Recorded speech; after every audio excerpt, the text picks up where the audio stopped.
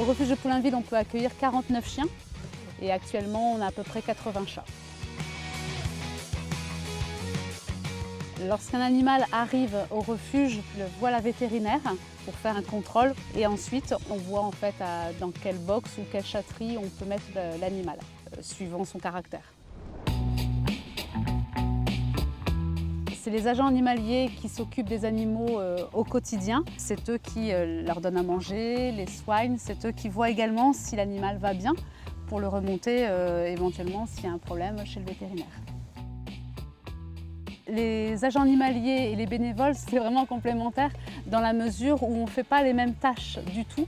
Un bénévole est là pour procurer du bien-être à l'animal. On a également la chance d'avoir des parcs de détente. Donc ça, c'est important pour que l'animal sorte et voit un petit peu l'air.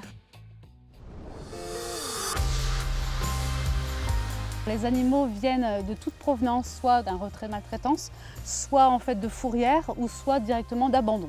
Les personnes qui viennent au refuge abandonner leur animal, le but c'est de ne pas les juger. Ils font déjà cette démarche de venir au sein du refuge et c'est quand même déjà important. Le but pour nous c'est d'avoir le maximum d'informations sur le caractère du chien ou du chat pour pouvoir nous lui trouver une famille adéquate. Ce qui nous fait tenir, moi pour ma part, c'est quand l'animal arrive au refuge, c'est de se dire ça y est, il est sauvé.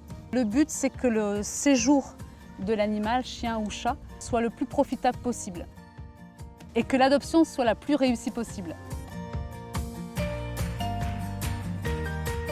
Elle paraît un petit peu craintive à la base au début, mais après, vous voyez, elle est vraiment en confiance.